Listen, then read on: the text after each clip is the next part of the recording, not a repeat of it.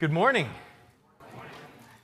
It's really good to be together on this Lord's Day morning. It's great to hear the comments that Dave made about this weekend. It resonated a lot with me, what he said. It's been just fun to watch my wife and a lot of other godly women pour themselves into what seems like an awesome event. Tommy and I have joked, not really joking, several times that we're jealous that we weren't able to be there, be part of it, but that's how it should be. It just seems like such a good thing, a good work that happened yesterday. And so going with that, I want to turn to Proverbs chapter 31. Going with this idea of a ladies' weekend, I realized, next weekend, I'll have been here 8 years, and I never have preached on Proverbs 31. That doesn't seem right. And so we're going to dive into this wonderful chapter. This was a picture that Riley took from the Empire State Building. So we were all wandering around. Several of us went to New York City, and we're at the top of the Empire State Building wandering around. And I said, Riley, come over here. And he's our resident photographer. He's got the good camera, and he's got the eye for it. And so I said, look at this. And I pointed one of those big scopes, that they have. And he looked in, and he saw this symbol, this majestic lady. And he took this picture. Here it is, zoomed in a little bit more. And I bet that people in New York City pass it all the time and don't even look at some point if you're used to seeing it. But for us, kind of like Ellen talking about seeing the Grand Canyon, it was a big deal to see, even from all these miles away, this beautiful symbol. It meant something to us. So we zeroed in and we noticed it and we beheld it. And they say beauty is in the eye of the beholder. The man who sculpted this, the sculptor and creator of the Statue of Liberty, did much more than just sculpting it. He headed up the raising of $4 million from the French government to build and bring this over. And then whenever things got difficult and they didn't have enough, he almost went bankrupt, staking his own fortune on building it. And as he's going through it over many years, about a 20-year process, he got a lot of different advice. One person, an art expert, said to him that he should find a reference to base this statue on that comes from figures of thought which are grand in themselves. But ultimately, as many who have seen the images of his mother have observed, it's an unmistakable resemblance. The one he based the statue on is his mom. When you think of strength, when you think of great ideals, of virtue, of liberty, base a majestic symbol on, what would you base this on? Adrian and I recently watched a movie. I usually get up here and quote war movies or westerns or action movies or dramas, Casablanca, but it's ladies' weekend, so how about a period romance? This isn't Jane Austen, but it's an Oscar Wilde movie that we stumbled on and watched here in the last week or so. And Minnie Driver's character says, to look at a thing is quite different from seeing a thing. And one does not see anything until one sees its beauty. And so here's my question.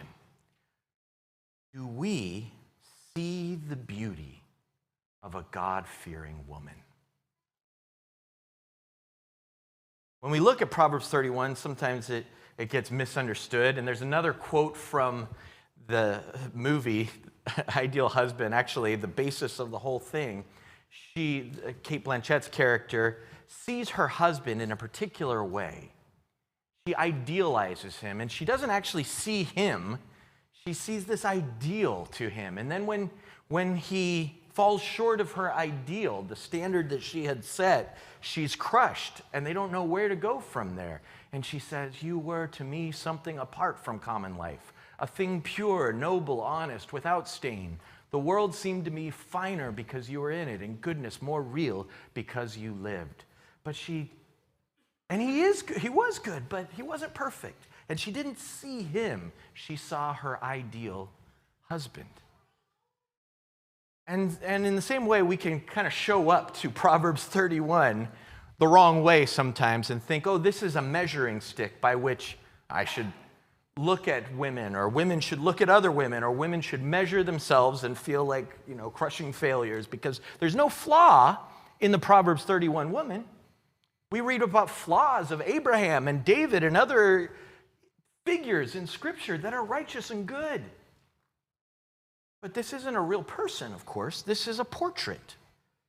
It doesn't mean she's not anchored in reality. It doesn't mean these aren't attributes to be really imitated.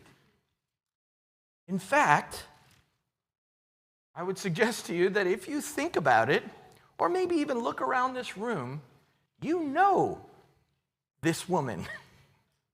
You know many Proverbs 31 women.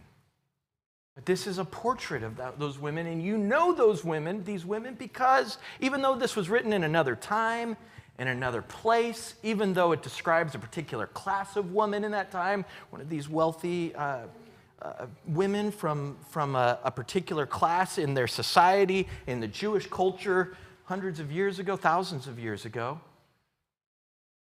you recognize the traits of a woman who fears Yahweh, who fears the Lord. And that's what this is a portrait of. Proverbs 31 gives us a portrait of the woman of valor, the valiant woman. Sometimes it's translated the excellent wife. The word that's translated wife or woman, it can be translated either way. It's the same word. And I used the word woman here just because, though she is a wife in this description, she has a husband, it's not just the role of wife that is talked about. It's all of her roles. There's all these different roles of what a God-fearing woman looks like. And we see this in single women also, don't we? When we look and we see a woman that has these traits, it's not whether she's married or not that identifies her as a Proverbs 31 woman.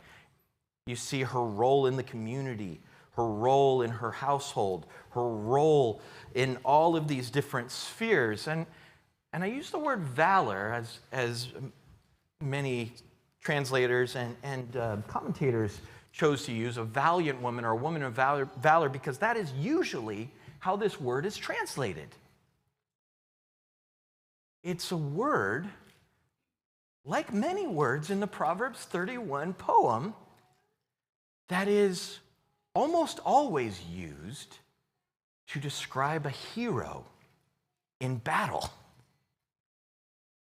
Isn't that interesting? You know the mighty men of valor? Remember David's mighty men of valor?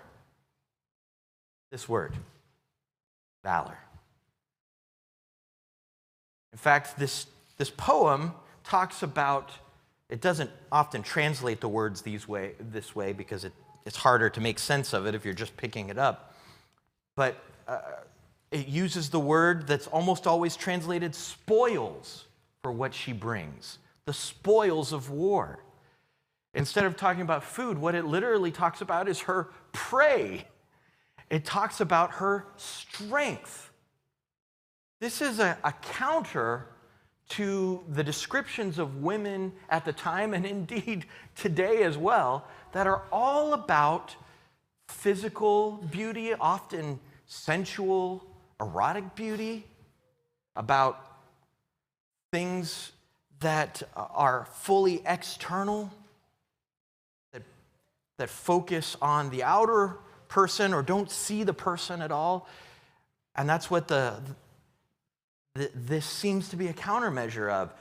It's been described as a heroic poem placing this woman in the tradition of all of Israel's great heroes, saying that she is an heiress of all of these traits, a spiritual warrior in the domestic sphere and in the community sphere, bringing God's attributes of goodness into the community. She is to be lifted up, held up as a foundation to what the Israelite or the community of God is built on. What a beautiful idea, the woman of valor. It takes courage to live as a God-fearing man or woman. You've read this earlier. The end of the application, the invitation, the summary, the bringing it home piece of this is the conclusion. And it says, her children rise up and call her blessed. Her husband also, and he praises her. Many women have done excellently, but you surpass them all. Charm is deceitful and beauty is vain, but a woman who fears the Lord is to be praised. Give her of the fruit of her hands, and let the works praise her in the gates. That's the conclusion of the passage. The introduction of the passage is all about the value of this woman. And in the middle, it shows us who she is. And here's the big idea. There are women in your life that remind you of the Proverbs 31 woman. Learn from them. Treasure them. And find ways to honor them. An interesting tradition that goes way back into biblical times around this proverb, or this section of the book of Proverbs. And it's continued in many traditional Jewish cultures today, where this poem is recited to the women, the matriarch, from a husband to a wife at the beginning of each Sabbath, in front of everyone, putting her in a place of honor, expressing her worth. There are a lot of ways to honor a godly woman, but it's also easy, instead of zeroing in and beholding, pass right by like a New Yorker passing by the Statue of Liberty and miss the work that goes in unseen, miss the acts of devotion, the inner person of faith and love, the acts of kindness and charity. It's easy to miss them if we're not valuing what the book of Proverbs is trying to get us to value. We don't hold the values of the world. We don't see women or men the way that the world does. Paul in 1 Timothy 2 does a reset on how we see masculinity and how we see femininity. He says, I don't want men to be brawlers, like the value of masculinity is how much you can fight, go beat somebody up. I want men to lift up holy hands in prayer. And I want women not to be known by their outer adornment, by the braiding of hair, by the gold and jewels, but by that inner person of heart, the quiet spirit that's devoted to God.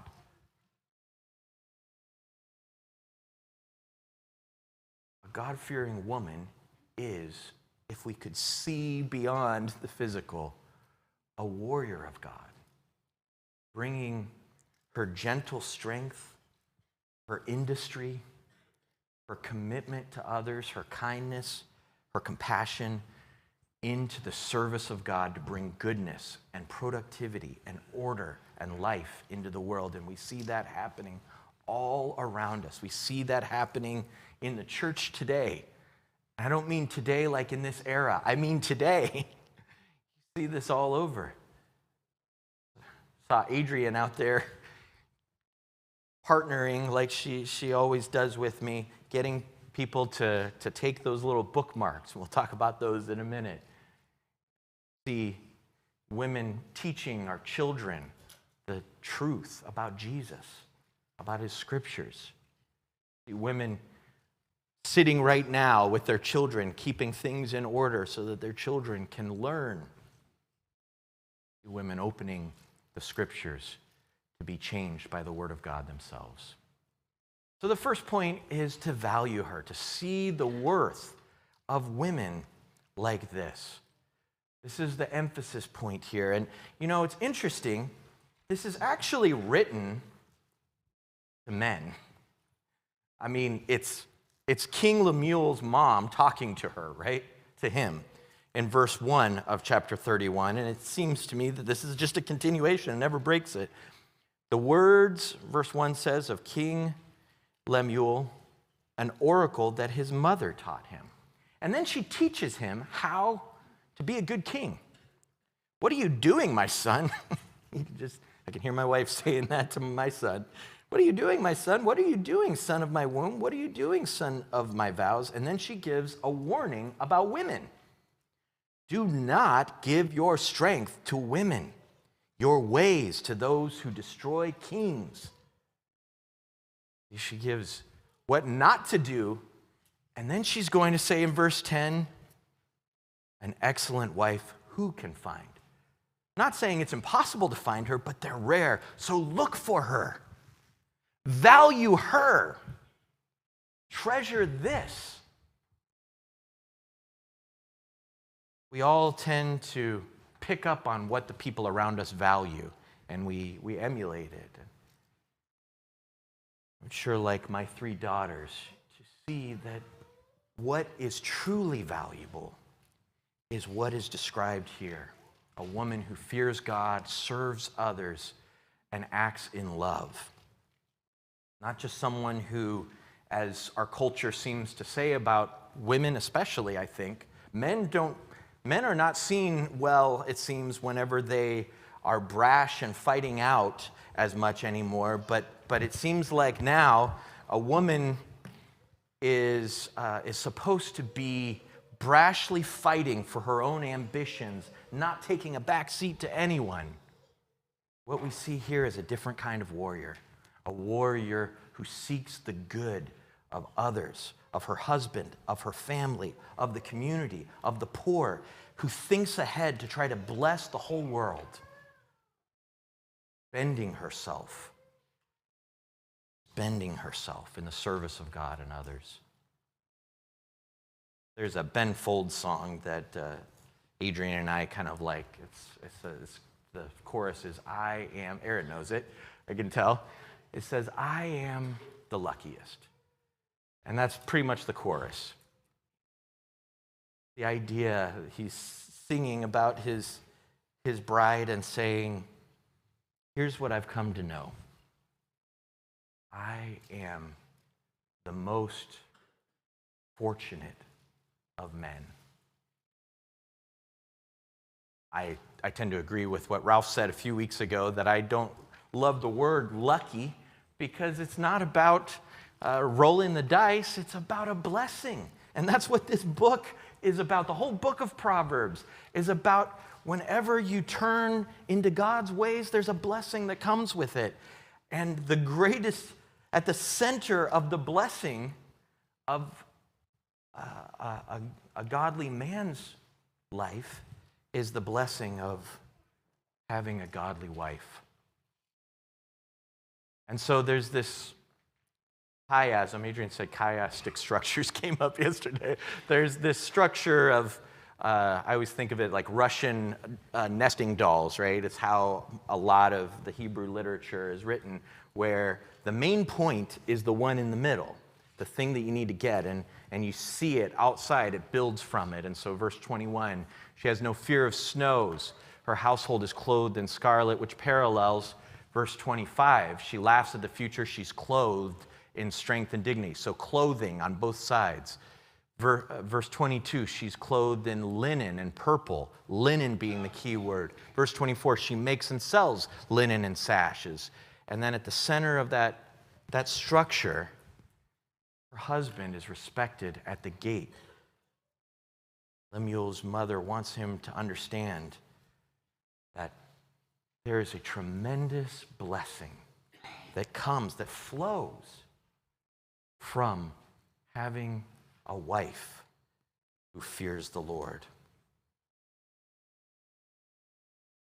This is an acrostic poem, which means it takes each of the 22 letters of the Hebrew alphabet and each word, each of the 22 verses, the 22 verses here, the 22 couplets, starts with one of these letters. It goes A, B, C, Aleph, Beit, Gimel, Dalet, Hey. It kind of goes through all of these. And so I put up here, just so you could see the importance of each of these first words, the first 4 verses. The first verse, verse 10, starts with Aleph, and it's this word woman. He's telling us, here's what this poem is going to be about. It's going to be about, or she, King Lemuel's mother, is telling us this is going to be about woman. Woman who is valiant. And then the first word of the next verse, verse 11, is trusts. Starts with a bait. Trusts. Who trusts? Her husband trusts her. Her husband has come to realize he can put full confidence and faith in her. And then the next verse, starting with Gimel, she does. This is a poem not just about what her heart is like, but about what she does continually and about what she seeks to start the next verse, and so on. And so in this A to Z picture, it gives the sense of completion. Even though he doesn't list every possible attribute of a godly woman, right? Even though it's not a full picture, it gives a sense of it being a full picture. Because I've gone from A to Z, and there's this catharsis that comes with going through this kind of rigorous structure that says, I'm trying to tell you, this is who she is. And it reflects the order and completeness of the home and the life that she lives before God. And so secondly, we need to hear her. We need to learn from the works and words of women like this. It is meant to be held up for instruction, right? We find, again, in verses 1 to 9, the instruction begins where King Lemuel, receives this instruction from his mom about how to rule and what a selfish ruler is going to be like and a wrong ruler is going to be like. And it's interesting, there's a lot of parallel words that show up in the picture of the godly woman as the opposite of that selfish ruler. She is ruling well, a kingdom, as it were, that would be the envy of any earthly kingdom as she is running her home and her family's life. There's prosperity a kingdom would want to have. There is benevolence even to the weakest among us a kingdom would want to have. There is a forethought that kings need to have. And she also reflects the picture of Lady Wisdom. The book's introduction gives a picture of this lady, this figurative lady named Lady Wisdom. And here, at the end of the book, we close with this picture of a woman who reflects that wisdom, a more concrete picture of a wise woman. In other words, just like we're meant to learn from Lady Wisdom, we should all, men and women, look at this picture and learn from it. You know, we don't, when we look at statements earlier in the book of Proverbs that say, oh, listen, my son, and do this, we don't say, well, girls don't need to do that. In the same way, men should look at this and learn how to be industrious. I mean, certainly there's some things that are specific to her role, but there are lessons here about how to live. And so we want to take these. And in fact, not only live from her life and her example, but also from her words. It says that she opens her mouth with wisdom in verse 26, and the teaching of kindness is on her tongue. In verse 20, she opens her hand to the poor, and in verse 26, she opens her mouth to give wisdom. Every time she opens, something good comes forth. And aren't we grateful that she did open her mouth? We want to heed the counsel, King Lemuel, of your mother. Heed the wise words of the women who are living for God and are sharing their wisdom, both in example quietly and in their counsel to us. Much of what she says here, much of what she does here, is seen tirelessly done in secret. And then some of it is just done. It's just a life that is being lived that people get to watch. This week, a friend of mine sent this quote to me, and I thought this is appropriate, very appropriate to this woman. Lighthouses don't go running all over an island looking for boats to save. They just stand there shining. A great quote. It doesn't mean we don't ever go after the lost sheep, but you know what this is saying, right? This is saying you stand firm and live the godly life you're meant to live. Shine forth. And when you see a lighthouse, you look at it and you learn from it. My dad's favorite song was this song about lighthouses. It's called The Lights Along the Shore. The lights along the shore that never grow dim, never grow dim, are the souls that are aflame with the love of Jesus' name, and they guide us. Yes, they guide us unto him. He loved it because he thought every time, and he would talk to me about this, of certain people who had made a profound difference in his life. You have those people in your life, and you probably are one of those people to someone. What a great gift to be able to be on either side of that equation. And so we want to honor and learn from those who stand in this way. Wisdom has built her house, that picture of Lady Wisdom says, to call from the highest places in the town. Whoever is simple, let him turn in here. Sounds like a lighthouse to me. Look, over here. And you can crash into the shores if you want, or you can go get lost at sea if you want, but there is a light right here if you want to see. And there are godly women here today. Learn something for your life from, that are showing you with their consistency, with their steady devotion, with their fruit of the Spirit, that we could list out all of the traits that they show us, and with their wisdom. It says that she laughs at the time to come. That's a lesson I want to learn from this wise woman. What does that mean? She laughs at the time to come. Well, it's not just optimism. She looks at the future and she doesn't see dread. She doesn't panic. But because of her preparation for things that she can do something about, and her trust in God for those things that she can't do anything about, she's able to look at the future with a kind of not only ease, but joy, exuberance, and laugh. Often in Scripture, for instance, Psalm 2, laughter is something that a warrior does. God, in Psalm 2, looks at those who would try to oppose his anointed one, Jesus, the Messiah. He laughs at them. He laughs at them because they have no chance to overcome him. And the would-be enemies of future difficulty will not overcome her spirit. He laughs at them because she trusts in the Lord and walks with him, doing what she can. She opens her hand to the poor and reaches out her hand to the needy.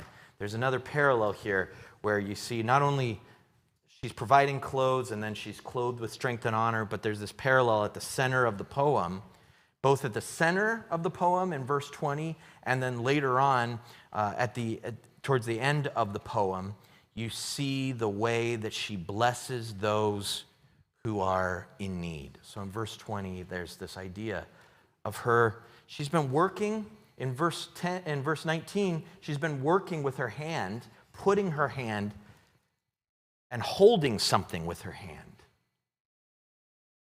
What's she holding? She's holding the work she needs to do. Sometimes it's a time to grab a hold of something and get it done. But then in the next verse, she extends her hand and opens it. And sometimes it's a time to let go of what you're holding. Give it away. What an example she is. Strength and dignity are her clothing. And she plants a vineyard. In fact, throughout this picture, and this would be a vineyard probably, she says she buys the field with the fruit of her labor, and she's planting, grapes. She's planting something that someday in the future will be able to bless her family and even the community with what she's growing. We were put into this world. God, this is part of the story of Genesis 1 and 2. We were created as gardeners. Adam and Eve were tending a garden, and they were bringing order in God's creation, order and fruitfulness. We are here to garden God's world, bring order and fruitfulness. That's how we rule over his good creation, husband and wife, as he made us to do. That's how we represent him as image bearers. And so she plants a vineyard, and she's bringing fruit with her labors. She's bringing, and of course, literally, she's planting a vineyard. But you see this metaphorically, you see that she is growing her efforts into something productive and good throughout this whole poem. And so the third point is to praise her, is to regularly express honor to women like this. The word praise is used 3 times in the conclusion. And indeed, her works praise her. If nobody else said anything, people can just look at what she's doing and get a sense of who she is and recognize that's something to be admired. That's something to aspire to. That's something that encourages and builds me up. But it doesn't say, and that's enough for her works to praise her. It says, no, let her children praise her. Let her husband praise her. Let her praise be sounded forth in the gates of the city. That is, in the place, in the community, in the place where people enter, where the most respected men are there making decisions on behalf of the people, and where her husband is sitting there among them. Let her be praised.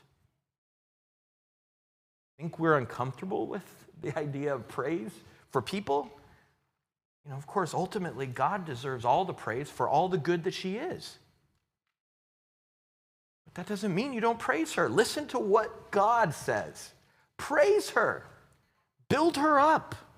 Express to her with words, with actions, the honor that she deserves. She needs it. We all do. I get up here and a lot of the time give these talks, and it's a very visible role.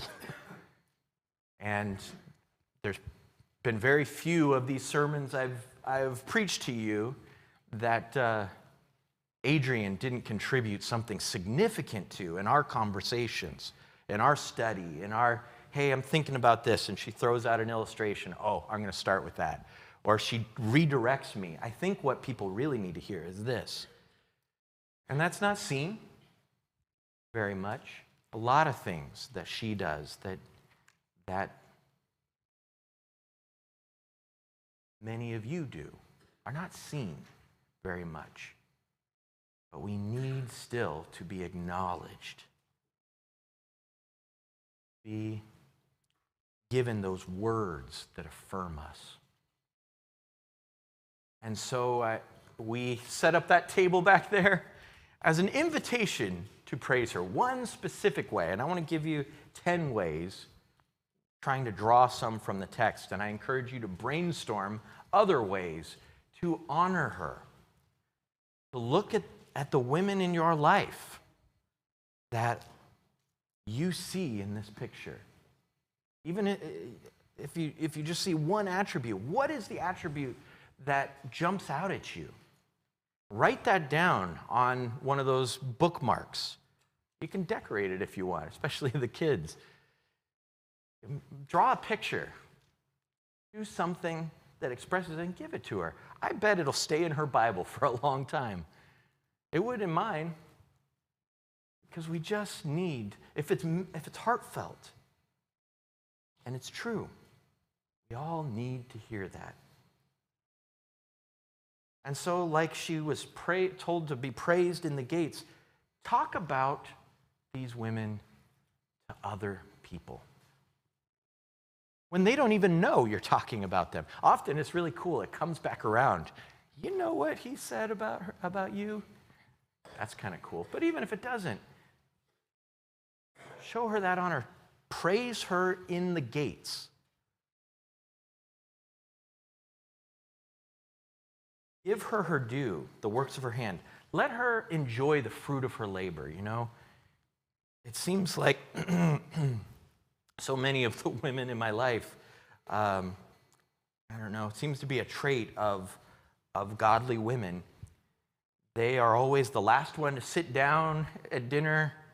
They may or may not get any of the dessert that they slaved over, that delicious cherry pie, the things that they do sometimes don't come back around to them.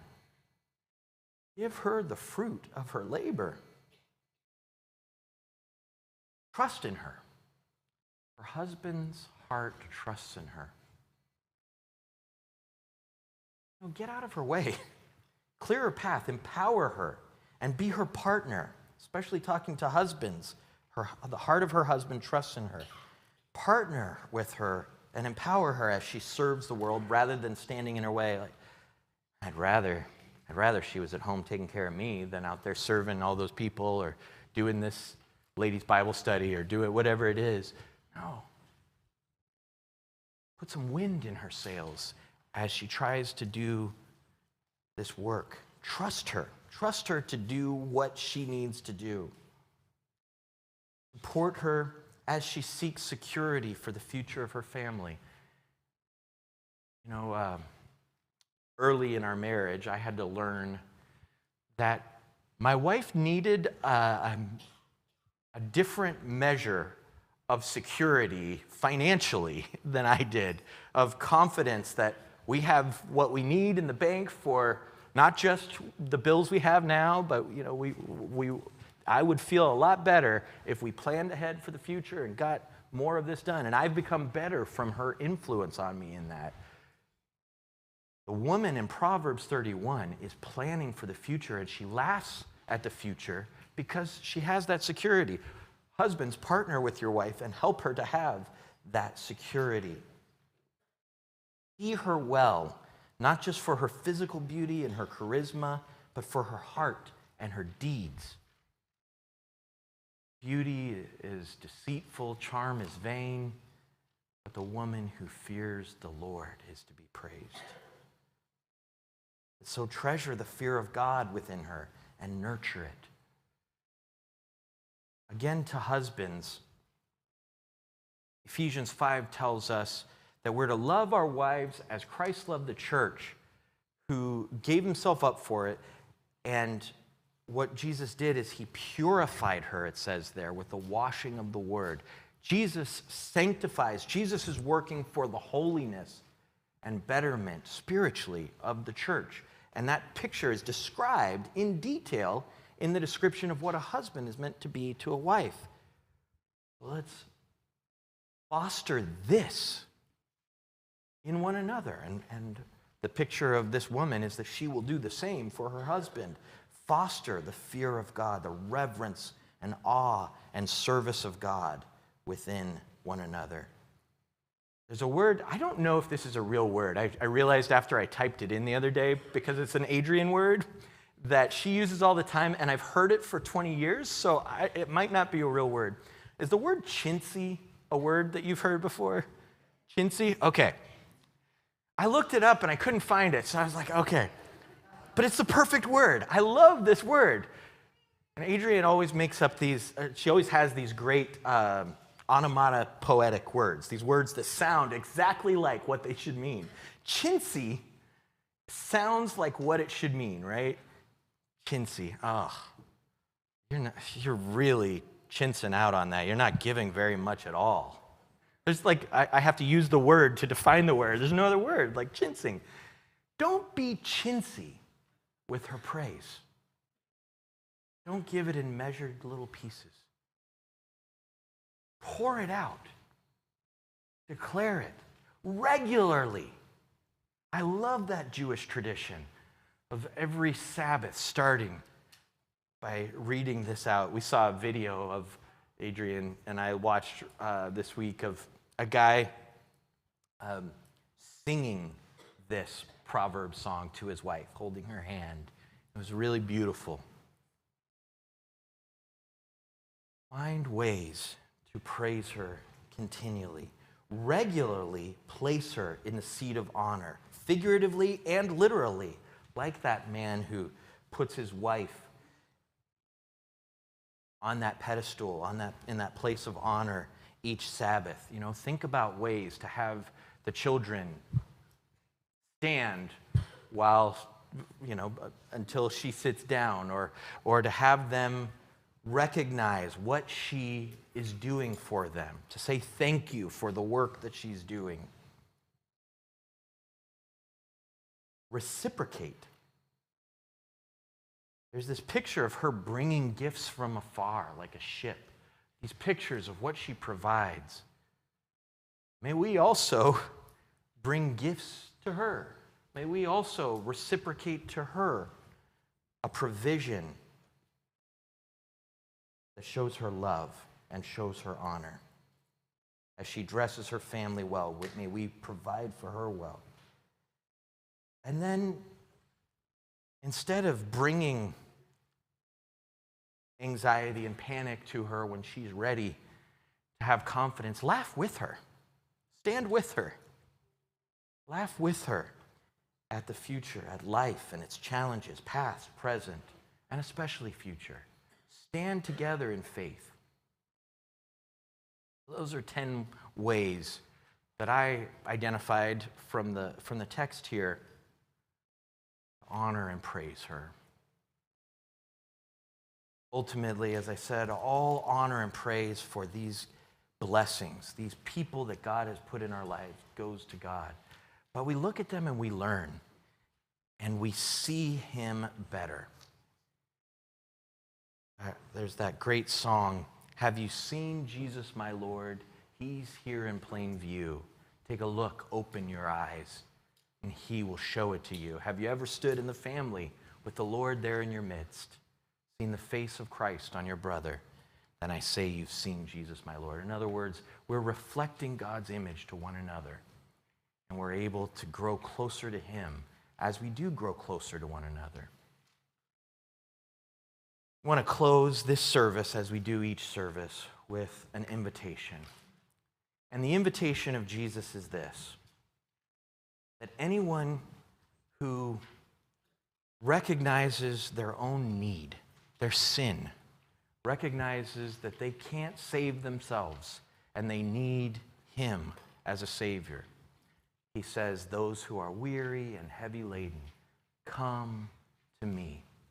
He says, for those who are overcome with guilt, overcome with fear of death or of the future, overcome with alienation from him, from the world, find hope in me. Trust in me. Confess me. Turn in repentance to me. Be baptized into me and walk with me into eternity. If that is someone, if you are someone who finds yourself in that position, ready to reach out and come to Jesus, we invite you to come.